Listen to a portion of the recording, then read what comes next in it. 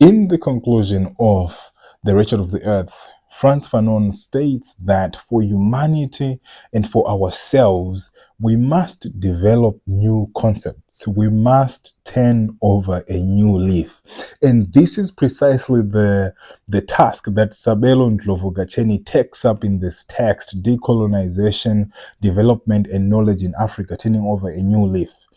Sabelo takes up the objective that we must abandon the European game, that is epistemic as well as ideological trickery. Epistemic referring to the ways in which we know and produce knowledge, ideological referring to, for instance, the ways in which the political, the economic and the intellectual have been deployed in imperial and colonial projects. So important here is his critique of those who scholars who state that we must take up the project of the unfinished business of modernity.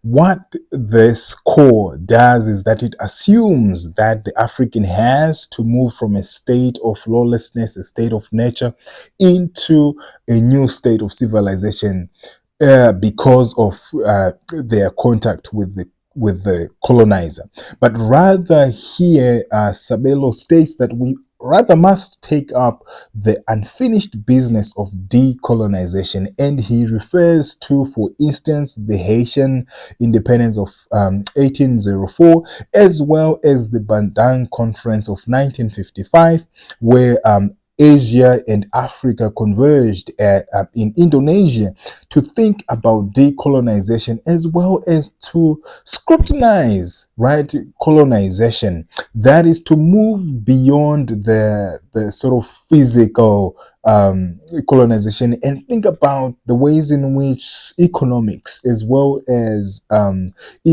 intellect has been colonized.